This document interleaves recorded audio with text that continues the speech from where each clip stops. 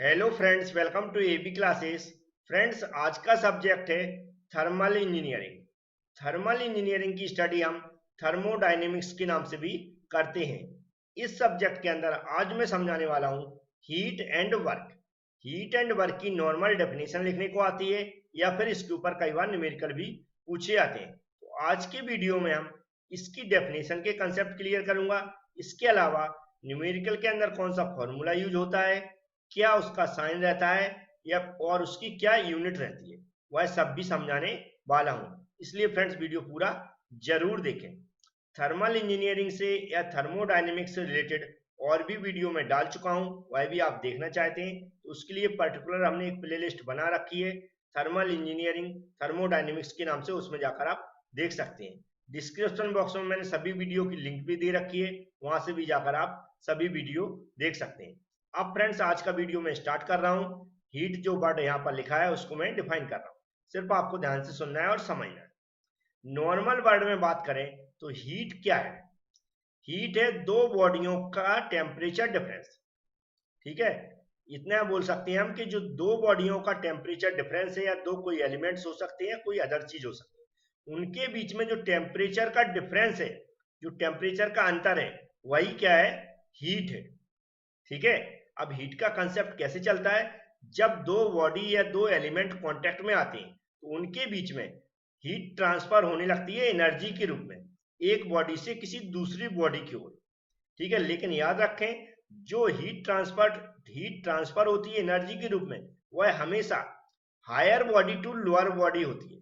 मतलब होता है जिस बॉडी का टेम्परेचर ज्यादा है उससे जिस बॉडी का टेम्परेचर कम है उसकी ओर हीट ट्रांसफर होती है एनर्जी के रूप में। थोड़ा सा एग्जांपल लेते हैं। जैसे कि हम किसी गर्म चीज को पकड़ते हैं, जैसे कोई रॉड गर्म है या कोई अदर चीज गर्म है, जिसको हमने टच किया या पकड़ा, तो हम देखते हैं हमारा हाथ गर्म होने लगता है।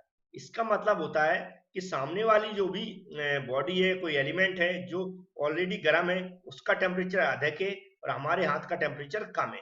तो यहाँ पर क्या हुआ? हमारा हाथ गर्म होने लगा। हमारा हाथ गर्म क्यों होने लगा? क्योंकि जो हीट है एनर्जी के रूप में, वह ट्रांसफर होने लगी है हायर टेम्परेचर से लोअर टेम्परेचर की ओर, क्योंकि उस रॉड का या कोई अदर बॉडी उसका टेम्परेचर अधिक है और हमारे हाथ का टेम्परेचर कम है। ठीक है, तो हम देखते हैं कि हमारा हाथ गर्म होने लगता है। और कब तक गर्म होता है? जब तक कि उस रॉड का टेम्परेचर और हमारे हाथ का टेम्परेचर एक समान ना हो जाए। मतलब हीट जब तक ट्रांसफर होती है जब तक कि दोनों बॉडियों का टेम्परेचर एक समान ना हो जाए। इसी तरह हम किसी ठंडी चीज को पकड़ते हैं तो वह हमें ठंडी महसूस होती है। ठंडी महसूस क्यों होती है? क्योंकि उस बॉडी का टेम्परेचर कम है और हमारे हाथ का टेम्परेचर अधिक है। मतलब दोनों बॉडियों में टेम्परेचर डिफरेंस है। और यहाँ पर आप देखते हैं, जब हमें कोई चीज ठंडी महसूस होती है तो वहां पर क्या होता है? हमारे हाथ की जो हीट अधिक है, जो टेम्परेचर अधिक है, वह ट्रांसफर होने लगती है किसकी ओर? जो ठंडी वस्तु है उसकी ओर। ठीक है, और कब तक ट्रांसफर होने लगती है? जब तक कि दोनों का टेम्परेचर एक समान ना हो जाए। इसलिए आप देखते हैं, कोई भी गर्म चीज पकड़े हम या कोई ठंडी चीज पकड़े, अगर थोड़ी देर पकड़ के रखते हैं तो हमें वह नॉर्मल महसूस होने लगती है। उसका मतलब होता है, जो नॉर्मल महसूस होती है कि दोनों का टेम्परेचर एक समान हो गया। अब हमें न तो वह गर्म लग रही, ना ही ठंडी लग रही, नॉर्मल उसको पकड़ सकते हैं। तो आपको समझ में आया होगा हीट का कंसेप्ट। ठीक है, पहला कंसेप्ट है क्या है फ्रेंड्स? कि जो भी बॉडियों में, एलिमेंट्स में जो भी टेम्परेचर डिफरेंस है, वही क्या है? हीट है। ठीक है, अब इसमें क्या होता है? हीट एनर्जी के रूप में एक बॉडी से दूसरी बॉडी में ट्रांसफर होती है। अब ट्रांसफर कैसे होती है इसको ध्यान से याद रखना है। जिस बॉडी का टेम्परेचर अधिक है और जिस बॉडी का टेम्परेचर कम है, अधिक बॉडी से कम बॉडी की ओर टेम्परेचर हमेशा, या जो हीट है वह हमेशा ट्रांसफर होती है। इंग्लिश में ऐसा बोल सकते हैं, हीट ट्रांसफर होती है higher body to lower body की ओर। ठीक है। दूसरा, इसके बाद तीसरा कंसेप्ट हमें क्या याद रखना है? कि जब तक हीट ट्रांसफर होती है एक बॉडी से दूसरी बॉडी की ओर, जब तक कि दोनों का टेम्परेचर एक समान ना हो जाए। फ्रेंड्स, जो भी यहाँ पर लिखा है उसको मैंने समझाने की कोशिश की। अब बात करते हैं इसके फॉर्मूले की। तो हीट को हम डिनोटेट करते हैं क्यू से। किससे? क्यू से डिनोटेट करते हैं हीट को। ठीक है, यदि दो कोई बॉडी हमारे पास, एक का टेम्परेचर T1 है और एक का टेम्परेचर T2 है, तो उसका जो फॉर्मूला बन जाता है CPM, ब्रैकेट के अंदर T2 माइनस T1। CP क्या है? Specific heat at constant pressure. M क्या है? मास। ठीक है, जो भी यहाँ पर गैस वगैरह का एग्जांपल लिया है इसलिए यहाँ पर मास लिया है। T2 क्या है, टेम्परेचर, और T1 भी क्या है, टेम्परेचर है, एक अधिक बॉडी का और कम बॉडी का मतलब हायर बॉडी टेम्परेचर और लोअर बॉडी टेम्परेचर। ठीक है, यहाँ पर लिख भी दिया मैंने। ठीक है, अब नीचे इसका साइन कैसे लेते हैं। ठीक है, साइन के बारे में भी लिख दिया कि heat transfer to a system.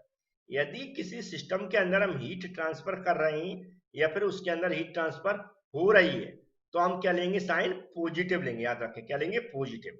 यदि हीट ट्रांसफर हो रही फ्रॉम द सिस्टम, सिस्टम से बाहर आ रही है हीट या उससे सिस्टम से बाहर हीट ट्रांसफर कर रहे हैं तो वहां पर क्या लेते हैं, निगेटिव।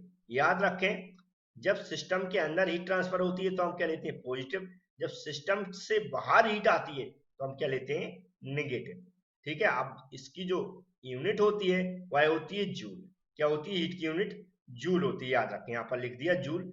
जूल को हम शॉर्ट में जे से, कैपिटल जे से डिनोटेट करते हैं। ठीक है, यहाँ पर एक और रिलेशन होता है, कई बार पूछा जाता है कि 1 कैलोरी इक्वल टू कितने जूल होता है। तो 1 कैलोरी इक्वल टू, CAL का मतलब होता है कैलोरी, 1 कैलोरी इक्वल टू होता है 4.184 जूल। क्या होता है, 1 कैलोरी इक्वल टू 4.184 जूल। तो फ्रेंड्स, हीट के कुछ एक कंसेप्ट थे। नॉर्मली थ्योरी एग्जाम के पर्पज से मैंने समझाने की कोशिश की, लेकिन मैंने डाटा पूरा दिया हीट के कंसेप्ट से, जो जो डाटा मैं समझा सकता था। अब वर्क के भी थोड़े से कंसेप्ट समझ लेते हैं। तो फ्रेंड्स, यहाँ पर वर्क की डेफिनेशन लिखी है। अगर वर्क को डिफाइन करने के लिए क्वेश्चन पूछा जाता है तो हमें कैसे डिफाइन करना है, तो ध्यान रखें, वर्क को अगर नॉर्मली हमें डेफिनेशन याद रखना है तो क्या होता है, फोर्स इंटू डिस्टेंस। ठीक है, क्या याद रखना, फोर्स इंटू डिस्टेंस, बल इंटू दूरी। ठीक है फ्रेंड्स, अब इसके थोड़े से कंसेप्ट को समझ लेते हैं। यदि कोई बॉडी है, कोई ऑब्जेक्ट है, अगर वह नॉर्मल रखा हुआ है तो वह कोई भी वर्क डन नहीं करेगा क्योंकि नॉर्मल रखा है। लेकिन अगर उसमें हम कुछ परिवर्तन करते हैं तो उसका कुछ ना कुछ मूवमेंट होगा, एक जगह से दूसरी जगह की ओर। ठीक है, तो हमें मूवमेंट के लिए क्या करना पड़ता है, उसमें कोई ना कोई फोर्स लगाना पड़ता है। क्या लगाना पड़ता, फोर्स। यदि किसी स्थिर बॉडी पर या कोई नॉर्मल बॉडी रखी है, ठीक है, फिक्स पोजीशन में है, वह उसमें कोई मूवमेंट नहीं है, यदि हम कोई एक्सटर्नल फोर्स लगाते हैं तो उसके अंदर मूवमेंट होता है, कुछ ना कुछ वह वर्क डन करती है। तो वर्क डन कैसे प्राप्त हुआ, हमने फोर्स लगाया और उस बॉडी के अंदर क्या हुआ, कुछ परिवर्तन हुआ। मतलब जैसे हमने कोई बॉडी रखी, उसमें फोर्स लगाया तो कुछ वह दूरी चलेगी, मतलब कुछ ना कुछ उसमें डिफरेंस आएगा, मतलब एक जगह से कोई दूसरी जगह चलेगी तो वह क्या होगी, दूरी।